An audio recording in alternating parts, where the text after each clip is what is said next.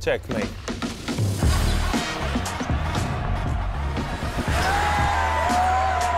Nothing else matters.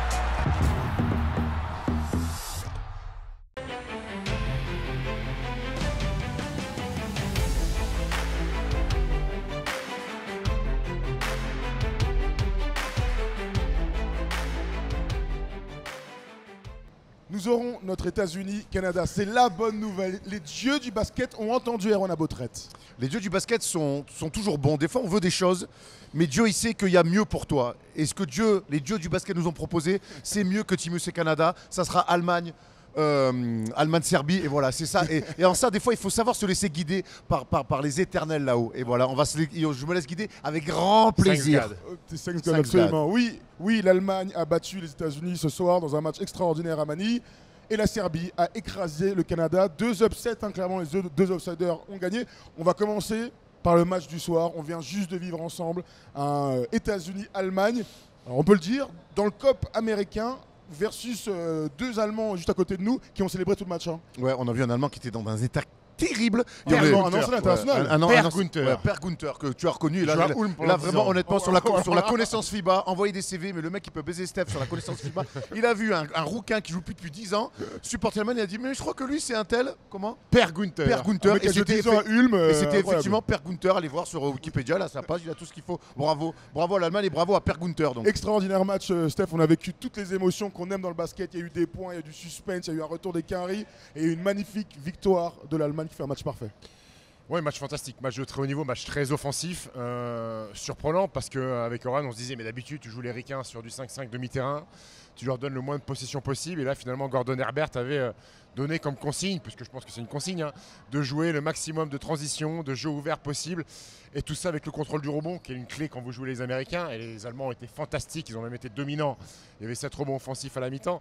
On va en débattre après, moi j'ai pas compris les attitudes américaines dès le début du match qui laissent les joueurs allemands avoir le ballon facilement, prendre confiance. Steve Kerr, on était à la conf de presse avec Erwan qui disait je pense que la clé de ce match, alors il le disait un peu avec un sourire un peu jaune, il disait la clé de ce match c'est le premier rebond offensif où il ressortent la balle et hop se met un 3 points et ensuite on lui a lancé son match et ça a été terminé.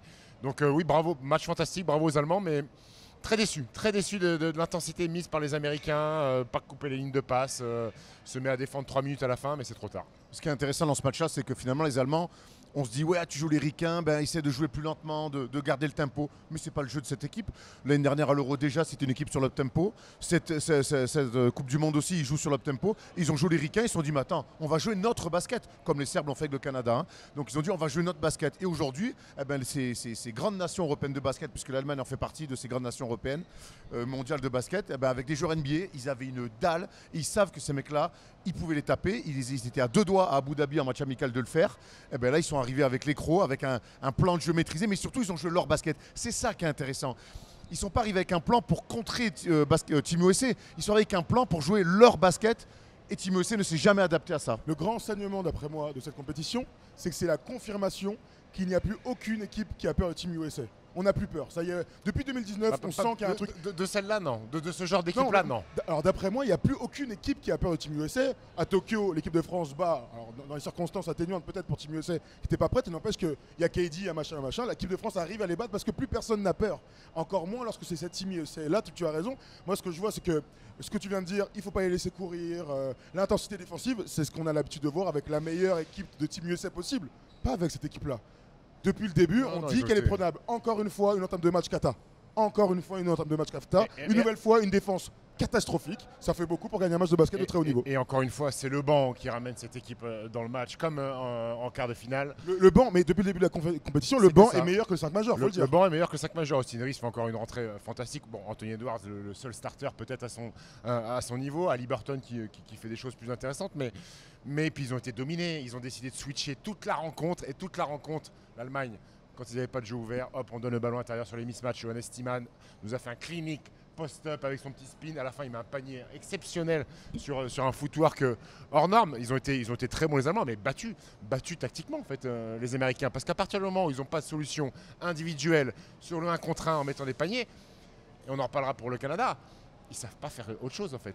Il n'y a pas de chose. Il n'y a pas de choses en magasin. C'est l'autre enseignement du ça, c'est que les bonnes équipes de basket passent des tours, contrairement à celles qui ont des individualités. Alors plusieurs choses, c'est que moi aujourd'hui on peut l'affirmer, tant que Team USA n'enverra plus sa meilleure équipe possible, Team USA sera en danger. Je dis pas qu'ils ne peuvent pas gagner, mais en tout cas ils seront en danger. Ils seront au même niveau que tout le monde. Ça c'est une certitude, maintenant depuis 3-4 ans on le voit. Si Team USA n'envoie pas la meilleure équipe possible, ils sont en danger, ils sont prenables. Et on l'a vu. Je dis pas que moi sur la demi-finale je les voyais favoris, je dis l'Allemagne peut avoir une chance, ils ont une chance, ils les tapent. Voilà, c'est comme ça maintenant, il faut arrêter de s'inventer des vies.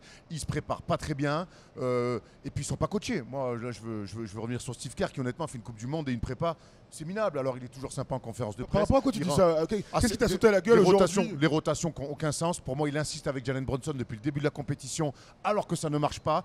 De switcher frère, à un moment donné sur les pick and roll, il a fait un ajustement avec Josh Hart de le mettre dans le 5 pour Brandon Ingram. Qui n'a pas joué, on l'a pas dit, mais il y a eu une petite détresse respiratoire. Je suis pas sûr que ça ait changé grand-chose, mais surtout aujourd'hui, à un moment donné, Jalen Brunson, ça fait quand même au moins depuis les quarts de finale, où on se dit c'est quand même pas le meneur qu'il leur faut. C'est une équipe déjà qui a peu de système, qui vit beaucoup sur le feeling. Essayer de mettre un mec qui d'abord passe first avant d'être un mec avec ce truc de mid-range qui ne marche pas en FIBA. Son dribble tout le temps, même sur transition, il dribble, il va entre le panier et la ligne à 3 points. Donc il resserre tous les espaces, il n'y a pas de spacing, il est scouté, les gens le savent. Et aujourd'hui il met un bordel et il fait pas du bien à son équipe. Et défensivement en plus il se fait massacrer. Mais il a été lucide en conférence de presse. On lui pose la question, qu'est-ce que tu penses de ton match, Jalen? Terrible. That's all. Et pourtant dans les stats, ce ne sont que les stats. 20 minutes. 15 points, 7 passes avec un réveil à la fin. C'est lui qui, à un moment donné où on pensait que c'était fini, il revient. Mais très globalement, il fait un match dramatique. C'est les stats en trompe-l'œil. C'est comme les stats de R.J. Barrett dont on va parler tout à l'heure. C'est les stats qui bernent plus personne aujourd'hui, sauf ceux qui se connectent sur Internet et qui voient 15 points ou R.J. Barrett 22 points. Sinon, ça ne berne ceux qui étaient à la salle et qui ont vu le match, se feront pas berner par cette ligne de stats. Je vous donne quand même cette stat, je la redis haut et fort, 113 points encaissés par Team USA. Lorsqu'ils ont été battus lors du deuxième tour par la Lituanie, ils avaient encaissé 110 points. 2 défaites avec des scores de NBA. Honnêtement, c'était imprévisible. On savait qu'ils défendaient peut-être pas et blablabla, mais 110 points dans le basket FIBA, dans un match d'attaque avec quoi à la mi-temps? 59-60. Encore. Incroyable. De l'histoire, le plus gros total offensif de l'histoire de la Coupe du Monde pour une demi-finale. 119 points inscrits, alors que le précédent record, c'était 97. Ils se respectent pas, les Américains, ils se regardent un petit peu jouer. Ils pensent que leur talent offensif individuel va suffire. Alors déjà, qu'en attaque, il ne se passe pas la balle, au moins dans les époques où il jouait pas très bien, mais individuellement il dominait, au moins défensivement sur la tenue du duel, il mettait une intensité que les adversaires ne pouvaient pas matcher. Ça n'existe plus. Franz Wagner, Mo Wagner, Schroeder, mais même d'autres. Daniel Theis, c'est des joueurs NBA, ils ont plus peur de l'intensité. Et ajoute ça, Andreas Hobbs qui est un joueur de Euroleague. Hobbs qui est un joueur de Euroleague qui fait un match d'exception, pour moi c'est le meilleur joueur de la rencontre. Il est MVP d'ailleurs à la fin, célébré par son équipe. Il prend une remontée, ok, il a le temps d'attraper, tirer. Une deuxième remontée, au bout d'un moment on peut pas passer avec lui dans l'écran, on peut pas être en overplay, on peut pas lui mettre, il peut attraper, shooter, alors au pire on fait faute et on lui donne 3 lancers. C'est arrivé 2 fois dans le match ça. Ouais, en fait tu as compris qu'Andreas Hobbs à un moment il leur fait la chanson, il fait des stop and go, il va des lay-up et on peut pas s'y mettre. Eh ben, ils s'y sont pas mis, ils sont fait sanctionner. Mais c'est le gros défaut de Team USA, tu l'as dit, sur du 1 contre 1, ils sont capables de stopper des joueurs, mais défense à l'opposé, sur du off-ball, sur des remontées d'écran, ils sont nuls. Ils sont toujours en retard, Jalen Brunson il est en retard, Michael Bridges qui a des cannes, il essaye de mettre des pressions. Mais après, il ne deny pas le ballon, il laisse le ballon arriver. Et ils sont très mauvais, loin du ballon, ils sont très mauvais. Tu regardes les attitudes, ils sont très mauvais. Il n'y a pas de contact, il n'y a pas de bump, il n'y a rien. Tout à fait. On parlait avec Nico Batum pendant le match qui disait qu'il avait la sensation que Team USA ne connaissait pas les joueurs adverses. Andreas Hobbs est l'exemple parfait. Il finit à 24 points, 6 passes décisives, beaucoup de drive and kick qui est, disons-le, c'est pas du tout son game. Lui, c'est un shooter exclusif. Là, on l'a vu mettre des lay-up, aller au bout main gauche, faire des kicks sur. Il a été extraordinaire. Gordy Hebert en conférence de presse, justement, là, on lui a posé des questions là-dessus. Il a dit mais c'est plus qu'un shooter. C'est l'un des meilleurs shooters de FIBA actuel, mais c'est plus qu'un shooter et on l'a vu ce soir sur les drive and kick. Il a régalé. Et il dit aussi, pour finir, ce qu'a fait Andreas Hobbs, ça a permis à Dennis Schroeder et Franz Wagner d'exister parce qu'il libère les mecs en fait. C'est magnifique de dire ça pour Andreas Hobbs qui d'habitude est clairement dans ce rôle et on demande aux autres de créer pour les autres. En vrai, disons-le, il n'y a pas un Allemand qui est passé à côté. On parle beaucoup de Voigtmann ensemble, parce que c'est un grand poste, un grand intérieur qui joue surtout à l'extérieur. Et avec Erwan, on l'a vu 2-3 fois s'échapper. On va dire la vérité, ils l'ont terminé en quart de finale, ils l'ont détruit. On n'a jamais terminé le gars, on dit qu'il est un peu soft et tout. Aujourd'hui, il a fait un match de vaillant guerrier extraordinaire. Des rebonds offensifs. De basketteur. Hein, en plus, l'orientation du jeu de Voigtmann aujourd'hui, elle est précieuse. Mais à l'image de l'équipe d'Allemagne, chaque fois qu'il est sur le terrain, il a été bon. Il était très excellent. À un moment donné, il y a un passage compliqué où il switch et il se retrouve 2-3 ISO sur Anthony Edwards. Bon, n'importe qui aurait souffert. Après, Gordy Herbert le change pour jouer un peu plus petit. Mais non, il était bon, Johannes Voigtmann. Tout le monde était bon. Voilà. Isaac Bonga qui fait un contre de l'espace à la fin sur un petit lay-up de Michael Bridges. Qui met une filoche aussi à un moment. Qui met une filoche à 3 points. Tout le monde a été fantastique dans cette équipe. Mandolo qui joue très peu, normal. Big up à Dennis Schroeder, on l'a détruit sur son 4 sur 26. Là, il fait un match parfait. Je te donne les stats de Dennis Schroeder. Il joue 33 minutes. 7 sur 13 au tir, 17 et 9. Mais au-delà même des stats. Meneur de jeu. Extraordinaire meneur de jeu. Déjà, défensivement, il a tenu la marée. Il s'est mis des pelés. Bien sûr. Mais il a tenu la balle et il s'est réveillé au scoring quand son équipe avait besoin à la fin du match. Les moments où il fallait. Il a fait tout ce qu'il fallait quand il fallait. Déjà, je l'ai trouvé très juste dans son début de match. Mettre les ballons où il faut, le bon ciblage, contrôler le tempo, aller vite quand il fallait aller vite, aller moins vite. Sur le début quand de il match, fallait aller moins vite, tu as raison, il tire très peu. Et quand il s'y met. Il s'offusque pas surtout. Il s'offusque pas et tu sens qu'il est tout en contrôle. Et c'est vrai qu'on parle souvent du rôle de meneur de jeu. Ben c'est ça aussi un vrai meneur de jeu, dans le timing, le tempo. Je parlais avec Andrew qui nous disait souvent, mais les gens pensent qu'un meneur de jeu c'est un mec qui peut monter la balle, annoncer un système. C'est tellement plus. Et ce soir, Dennis Schroeder nous fait une leçon de ce qu'est et de ce que doit être un meneur de jeu. Et on a adoré qu'il utilise totalement la faiblesse du switch, surtout des Américains, où on a vu des systèmes annoncés pour que le seul but ce soit qu'il se retrouve en un contre 1 avec Austin Reeves, et c'est là où il a enfin pu passer tous ces petits lay-ups. Le dernier panier pour plier le match, c'est un contre 1 contre Austin Reeves. Absolument. Et le petit jumper sur la ligne de lancer. Qui a été ciblé tout du long. Austin Reeves est un super joueur, disons-le, encore une fois dans un gros match, il est sur le terrain. Quand Anthony Edwards a du mal à marquer des paniers, c'est lui qui met des filoches, qui met des lay-ups et tout. Par contre, en défense, gros, il est tellement ciblé que c'est difficile de défendre collectivement quand il y a un gars qui est ciblé autant. Hein. T'es en pente, on la connaît. Hein. Mais après, j'ai pas l'impression qu'il se casse, c'est juste qu'il est. Il a un déficit de physique. Voilà, il est limité là-dessus parce qu'il se triche pas. Il triche pas défensivement, il essaye, il se met des pelés. Après, il est quand même il est rattrapé par un physique entre guillemets quelconque pour le très haut niveau pour défendre. Après, heureusement qu'il est là, honnêtement. Au moins, lui, il met du cœur et tout. Il fait partie des seuls qui sonnent la révolte. Bobby Portis. Big up à Bobby Portis qui, à un moment donné, fait un petit huddle pour dire allez les mecs, on y va, qui met un 3 points, qui envoie un peu de bois. Dans un rôle ingrat, dans un rôle très ingrat, avec vraiment des miettes. Lui aussi, ça a fait partie des mecs qui ont essayé de sonner la révolte. Je vous donne quelques stats parce que il y a un peu le bordel là-bas. On est donc dans la zone mixte, on vous l'a pas dit, là, le terrain est juste derrière nous. Et là, ils ont décidé de foutre le bordel, visiblement, mais pas grave. J'espère que vous entendez bien. Je voulais vous parler d'un truc super important, c'est le duel des intérieurs aux chances très larges. On a parlé de Voigtmann qui était très bon, on a un peu parlé de Tillman. Daniel Theis a été extraordinaire, 21 points, 7 rebonds, extraordinaire. Sachant qu'en face, Jaren Jackson Jr. une nouvelle fois n'a pas pesé, a eu des problèmes de faute. Ils ont joué avec Paolo Banchero qui n'a pas eu un appart de ouf, et on a vu Bobby Portis aussi en troisième pivot. Ils ont été dominés. Allons-y sur Jaren Jackson Jr. C'est l'heure. Il rate sa Coupe du Monde. Moi, je le trouvais très bon en prépa, dans la dissuasion. Il avait vraiment un impact, des contres, de la dissuasion, capable de mettre des paniers aussi, même au large. Il fait une Coupe du Monde de merde. Honnêtement, Jaren Jackson Jr. ne fait pas la Coupe du Monde qu'il doit faire. Et c'était dans nos clés de preview de Coupe du Monde, c'était Jaren Jackson Jr. doit être dominant. Doit rayonner au moins défensivement et exister un petit peu offensivement. Il a fait ni l'un ni l'autre. Pas de dissuasion, lui qui était meilleur contreur de la Ligue. Et meilleur défenseur de la Ligue. Pas de dissuasion dans les airs. Combien de fois ils sont venus driver et finir sur lui. Alors ils sont grands les Wagner, les frangins Wagner. Enfin, quand tu as 3 contre de moyenne dans la Ligue, tu es meilleur défenseur, tu es censé sûrement sur les drives gêner et mettre des tirs compliqués. Il n'a même pas été en attaque. On peut lui pardonner parce que le jeu de Team USA est porté vers l'extérieur. Mais défensivement, on fait quelque chose, tonton. Quand même. Le problème, c'est qu'il est All-Star. Il est défenseur de l'année. Et c'est le seul vrai pivot, entre guillemets. Il le considère comme ça parce que Kessler ne joue pas du tout dans l'effectif. Donc il doit avoir un rayonnement à la Dwight Howard 2010. C'est-à-dire qu'on ne doit avoir que lui. Il n'a jamais été capable face à l'adversité de ce soir ou face à la Lituanie non plus. Mais je crois aussi que c'est à cause de leur système défensif. Hein. Changer surtout, c'est le pire moyen pour que ton intérieur se fasse déborder tout le temps et par n'importe qui. Si tu changes surtout, déjà, tu enlèves Jaren Jackson de la raquette. Il est obligé d'être à l'extérieur et c'est beaucoup plus facile de driver et il y a moins de dissuasion. Ouais, d'accord. Pas bravo, Steve Kerr. Steve Kerr, il est venu faire du camping cet été. Entre potes qui n'a pas été bon les derniers temps. Spolstra, Tyronn Lue, Steve Kerr et le coach de fac de Gonzaga. Ils sont allés au resto tous les soirs ou quoi, les mecs, sans déconner quoi. Grant Hill, il a régalé. régalé des vacances à des gonzes, hein, parce que putain, ils ont rien branlé des vacances. Bon, en tout cas, Team USA s'est fait battre. Ils étaient grands favoris parmi les bookmakers. On avait été étonnés de voir la différence entre les cotes entre Team USA et les autres équipes. Ok, maintenant on a souvent dit cette équipe est prenable.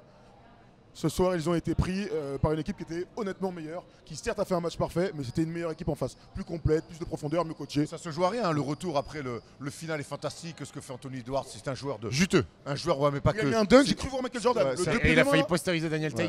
Une deuxième fois, mais il n'y a pas faute. Il est même bien au contre Daniel Tays, mais Anthony Edwards, c'est un joueur de classe internationale. Et après, sur de l'individualité, mais le tir qu'il met à 3 points pour ramener son équipe à 3 points, honnêtement, à le voir jouer, c'est exceptionnel. C'est un beau joueur, hein. C'est pas assez. Mais C'est pas assez, mais il n'a pas pesé dans cette fin de match et on se souviendra toujours Ça va le de perdu. se lever, enfin de ce shoot en suspension où il est ouvert et il va faire la passe Pick dans and les pop à tribunes Jerry juste devant Jackson nous. qui lui partait Et là- au panier. Et là on Ça. s'est dit Ah, mais bon, quand tu te fais pas de passe du match, tu sais, à la fin, tu touches pas la balle, puis tu dis bah, je vais au rebond. Ah putain, tu me fais la passe, mais gros, on joue la 39e, il reste 20 secondes à jouer, frérot. Ouais. Ah, mais tu me la donnes là, mais c'est too late, bro. Bon voilà, en tout cas l'Allemagne va disputer une finale de Coupe du Monde après la médaille de bronze l'année dernière à l'Eurobasket. Bravo. C'était à Berlin, bravo aux Allemands, extraordinaire, chouchou hein, qu'on adore.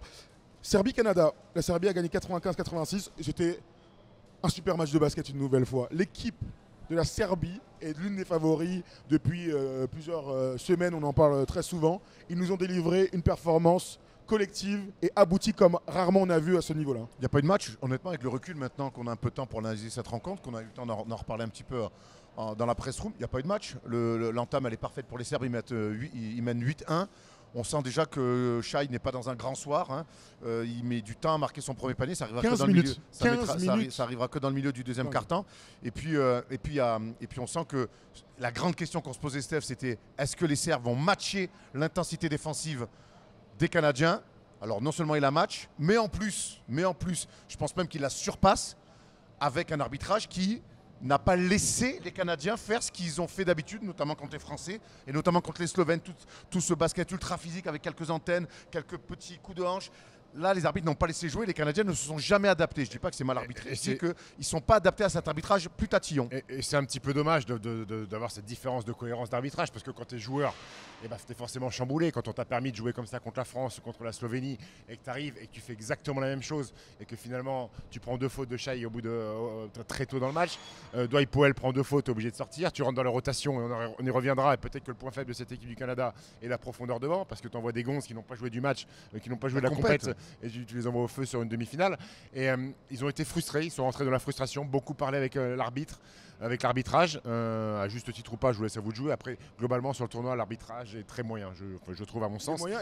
Ce qui le rend moyen, comme le disait Erwan, c'est le changement d'un match à l'autre. Franchement, Oui. honnêtement, même nous, on n'est pas canadiens, on n'était pas spécialement pour eux. La première Comment mi-temps, ça, tabarnak? si on avait été canadiens, on aurait insulté les arbitres, faut le dire. Parce que c'était terrible à vivre. Robert Charlebois a mis un tweet. Hein. Il a mis quoi? Tu connais pas qui c'est Robert Non, Charlebois? c'est qui, ça? C'est un chanteur canadien. Céline Dion aussi. On mettra en illustre qui est Robert Charlebois. Robert Charlebois. C'est un chanteur connais pas. québécois qui a les cheveux frisés là. Robert Charlebois. Je connais pas. Et Je connais pas. C'est en conférence de Dis-moi, presse, Garou, lui, je le connais. en conférence de presse, le coach Fernandez dira j'ai pris une technique exprès à un moment donné pour dire toute ma frustration. Et disons que 30 secondes avant, tu avais dit. oui. Ça se passait tellement mal, il a dit gros, pète un câble, prends ta technique, Et ça va encore, il relancer le pète pas match. vraiment un câble. Non, Je- pas assez, pas quitte à assez. prendre une technique, on voit tout. Ouais, Après, alors très bien l'arbitrage.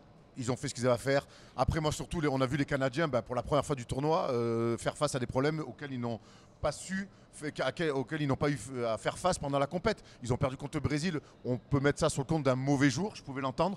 Mais là, aujourd'hui, on a vu que sur le poste 5, c'est très faible. Dwight Powell, c'est très faible. Et face à Moulitinov, il n'a pas existé, il a morflé. Et puis quand leur meilleur joueur, il est bon, mon gars. ouais, et quand leur meilleur joueur, Shai, il est struggle comme il est, il n'y a personne finalement pour prendre le relais dans la création. On a vu Dylan Brooks prendre des responsabilités. Et faire un très gros match. Faire un très gros match parce que lui, il a quand même une sacrée paire de baloches. Mais derrière, on a vu R.J. Barrett faire du R.J. Barrett. Et quand c'est la merde R.J. Barrett, quand il veut créer, c'est très, on le voit arriver toujours sur sa main gauche. Et finalement, c'est que des mecs en bout de chaîne. Ça. Donc on a vu finalement le Canada sans solution, sans collectif et sans remettre à un mec qui n'était pas dans un grand soir. Et il n'y avait pas de plan B. Pas de plan B pour les Canadiens. Les Canadiens ont proposé, surtout en deuxième mi-temps. Alors, ils loupent un petit run. Début du troisième quart, ils sont là à revenir. Ils sont à -7. Ils ont des ballons pour revenir. Ils loupent le coche et finalement la Serbie remet quelques paniers. N'importe quoi à ce moment-là. Ils Et- font que tirer à 3 points. Ils font Ils n'importe quoi. Ce que je voulais dire, ce deuxième mi-temps, le plan de jeu, c'est n'importe quoi. Du tir à 3 points en première intention. Alors Dylan Brooks en met quelques-uns. Mais en fait, c'est n'importe quoi dans le jeu. Pièce en l'air. C'est pièce en l'air. Walker Alexander prend du tir à 3 points aussi à tout va. Et enfin, très faible tactiquement. Ils ont joué toute la deuxième mi-temps comme on joue 4 dernières minutes à Oui. moins 15. Mais par contre, très important ce que dit Steph, c'est vrai qu'au retour du troisième quart-temps, ils font un stop. Dylan Brooks met un panier à 3 points, Oui. ils refont un stop et là ils ont une possession. Il y a une petite hype, et là, il y a une petite on se vibe. dit, oh là là, ils ont un petit momentum. Et là, les trois possessions qui vont arriver derrière parce qu'ils vont faire des stops, ils vont faire n'importe quoi. Du tir en première intention, un passe, un tir. Et après, de toute façon, ils n'ont pas une passe, un tir. Ils n'ont pas mené de toute façon de la rencontre. Et même ce seul petit momentum qu'ils ont eu pendant la rencontre, ils l'ont mal géré. Et ils se sont fait attraper aussi par le vice des joueurs serbes qui ont ça fait partie de leur culture, qui vont chercher les fautes, qui vont prendre les mains. Olynyk se fait détruire les 5 premières minutes. Dont une frappe dans les Oui, Nuggets. oui, dans les Chicago Bulls. Mais Jovic, loin du ballon, il lui met du bois. Il nous a régalé, Nikola Jovic, disons-le. Olynyk, c'est quand même lui qui fait des coups un peu de chien, qui met du bois. Là, il y a un gamin, Nikola Jovic, qui joue 20 ans. NBA, mais qui joue pas, qui a 20 ans. Il l'a bumpé milieu de terrain. Et à un moment donné, Olynyk, il fait « Oh, tu m'emmerdes !» Tu le sens qu'il était regardé l'arbitre, alors qu'Olynyk, c'est quand même lui, comme il le plus, qui est habitué à être de l'autre côté. Et là, ils les ont tabassés, vraiment. Je vous donne quelques stats. Vite fait, Shai Gilgeous-Alexander finit à 15 points et 9 passes. Et on a même été surpris par son faible volume de tir. Il finit seulement à 8 tirs tentés. Lui, c'est le meilleur joueur du tournoi, le meilleur score, machin. Big up à mon gars Avramovic. On va y aller, t'inquiète pas. On va aller tout droit du côté des Serbes. Je vais finir là-dessus. Dylan Brooks finit à 16 points. R.J. Barrett finit quand même à 23 points. Nickel Alexander Walker finit à 10. Voilà les meilleurs scores. Mais les chiffres offensivement sont bons. Je crois qu'ils sont à. Ils finissent à 86. Non, mais les pourcentages sont fantastiques. Mais c'est bon, si tu défends pas un cachou, tu défends pas un cachou non plus. Ça, c'est clair. C'est ce qu'a dit le coach en conférence de presse. Très digne, d'ailleurs, Il a été très bien. Il a parlé d'un groupe jeune qui doit apprendre des règles FIBA, qui doit apprendre de ce nouveau basket d'un groupe jeune. Enfin, vraiment, c'était archi intéressant. Ils ont été très humbles. Lui et c'était qui avec Canada, ouais, et R.J. Barrett. R.J. Barrett, C'était très intéressant sur le respect qu'il donnait au basket FIBA et l'apprentissage qu'il leur reste encore à avoir. Tu m'étonnes. L'année prochaine, ils vont être compliqués, nos amis de Canada.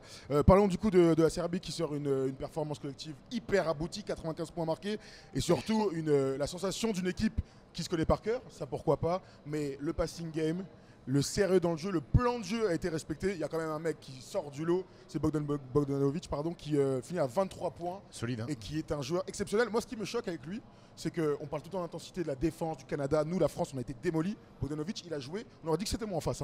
Tranquillou, il fait des différences pour lui ou pour les autres. Extraordinaire. Après, il est toujours en attitude. Il y a des fois, il y a des joueurs qui ont dit il est nonchalant. Il prend la pression, il n'était pas prêt. Lui, il est tout le temps en attitude, en attaque, en défense, avec la balle, sans la balle. Il est tout le temps en attitude. Il est gainé, je t'en parle même pas. Il est tout le temps fléchi, tout le temps prêt à jouer. Dès qu'il fait un pas, dès qu'il fait un geste, dès qu'il fait une accélération, tout va très très vite. Et puis il met des énormes tirs qui font mal à la tête. Un tir à un moment dans 3 points dans le corner qui fait mal à la tête. Il provoque des fautes, il va percuter et tu sens qu'il est serein en fait. C'est la sérénité et les mecs autour de lui. Serbinité. Voilà, bravo. Bravo. Allez, premier qui rigole à 3. Je vais chercher un chapeau, payer au chapeau les artistes. Non, et puis tu sens que les mecs autour de lui savent qu'ils ont un leader qui est serein, sur qui ils peuvent s'appuyer quand les moments vont mal. Et puis on va reparler de cette équipe de Serbie où il y a des soldats qui connaissent très bien leur rôle. On pense à Dobric, à Davidovac qui ressemble à rien. 16 points Dobric, fantastique. Davidovac, j'ai envie de donner une pièce de 50 centimes. Bon, il a envoyé du bois toute la soirée. Et puis Avramovic, on est obligé de parler d'Avramovic. Alors, je voulais commencer par un truc, c'est qu'on a entendu Dylan Brooks il y a quelques jours dire « Je suis le meilleur défenseur du monde, de NBA, du tout, ». Ce qu'on peut comprendre au vu des performances défensives. Pour moi, le meilleur défenseur du tournoi, c'est Alexa Avramovic, qui est donc le meneur backup des Serbes. Il fait des différences lorsqu'il est sur le terrain défensivement, sur la montée de balle. Prendre 2 ballons à Shai Gilgeous-Alexander sur la montée de balle, bravo monsieur. Mais t'as vu ce que Bogdanovic a dit en conférence de presse. Il a dit qu'il a passé 48 heures à regarder toutes les highlights de Shai. Tous les moves. Et il a dit les gars, vous allez voir, je vais lui en piquer quelques-unes dans les mains. Et c'est ce qu'il a fait, bravo à lui. Et il lui a fait chier, il a tapé, il lui mettait des petites mains sur les fesses comme ça en disant j'étais pas loin de te la voler. Il régale. Alors c'est impénible, je pense que c'est impénible au quotidien. Il est toujours surexcité, mais il est fantastique, il dégage une telle énergie. Lui c'est un soldat, ils ont trop de soldats en fait. Et chacun respecte son rôle et on en revient. D'ailleurs, en conférence de presse, ils ont voulu demander à Pezic l'absence de Nikola Jokic. Il a dit écoutez, Nikola Jokic, c'est pas le moment d'en parler. Là, j'ai envie de parler des joueurs qui sont aujourd'hui en finale de la Coupe du Monde. Et tu t'aperçois que pour un coach, alors là, il y a 12 mois pile, c'était le fiasco complet la Serbie. Avec Jokic, avec Misic, éliminé en 8e, Pezic, périmé, il faut le dégager. 12 mois après, ils sont en finale de la Coupe du Monde. Et pour un coach, j'ai quand même l'impression que c'est plus facile de coacher une équipe quand il n'y a pas les Quand superstars. la hiérarchie est établie rapidement. Exactement. Voilà, c'est plutôt ça. Parce que tu mets du Misic, tu mets du Jokic, déjà défensivement, tu proposes pas ce que proposent les Serbes là. Parce que Nikola Jokic, t'as beau dire ce que tu veux, défensivement, c'est quand même très compliqué. Très compliqué. Misic n'est pas le meilleur défenseur. Et ensuite, Et Bogdanovic n'était pas là l'année dernière, c'est important de le dire. exactement. Et ensuite, Clairement. qu'est-ce que tu fais si tu as Bogdanovic, Misic et Nikola Jokic? C'est très compliqué Ça pour un va l'année coach. prochaine au JO. Hein. C'est très Donc, compliqué. il va falloir Ils ont bosser. déjà écarté Teodosic et Pezic a été intelligent en disant Teodosic, je peux pas te prendre. Je peux pas te prendre parce que j'ai des gamins qui sont là devant. Toi, tu vas vouloir jouer au basket, tu vas vouloir dribbler, Il veut jouer les, du il veut pick les and roll. gonfles, il défend pas, il pète les plombs Et arbitres. puis il va pas jouer 5 minutes dans un match Voilà, de la Serbie, exactement. ça n'a aucun sens. Ça Donc, a aucun sens. la construction d'équipe a été. Alors, bien sûr que si Jokic avait dit je viens, il serait là, hein, Oui, Nikola oui, Jokic. oui, bien sûr. Mais la construction d'équipe a été très bonne et tu sens qu'il y a quelque chose qui se passe dans cette équipe. Hein, quand tu vois les mecs qui sont près à mourir les uns C'est pour ce les qu'a dit autres. Guduric en Ouais, conf ouais. de presse. Guduric, Marco, joueur correct. Hein. Marco, quand tu viens, je sais plus parler, je suis fatigué. Tant pis, on va aller sur autre chose. C'est C'est ce que je voulais dire. c'est une attraction du parc Astérix. Oh, Guduric. putain. Nous sommes 21 ans après le titre de Yougoslavie, c'était en 2002 à Indianapolis. Est-ce qu'ils peuvent le faire, les Serbes? Eh bien, ce sera dans une autre vidéo. Voilà, Là, c'est là, comme ça, là, tout la est chic possible. sous le pied là. C'était Pezic le coach Je- déjà, non? C'était C'est déjà Pezic, Pesic, c'était tout à déjà fait, Pezic. tout à fait. Alors on va faire un truc simple, on vient de faire un petit débrief de ce petit match. On se coupe et on se retrouve demain pour la preview des deux finales parce que j'ai quand même envie de vous entendre parler sur le Team USA Canada et puis sur la grande finale entre l'Allemagne et la Serbie. Bravo le basket. Voilà, le basket en sort grandi encore Voilà, aujourd'hui. exactement ce soir, les collectifs, voilà. Et vive la France, Wagner. Checkmate.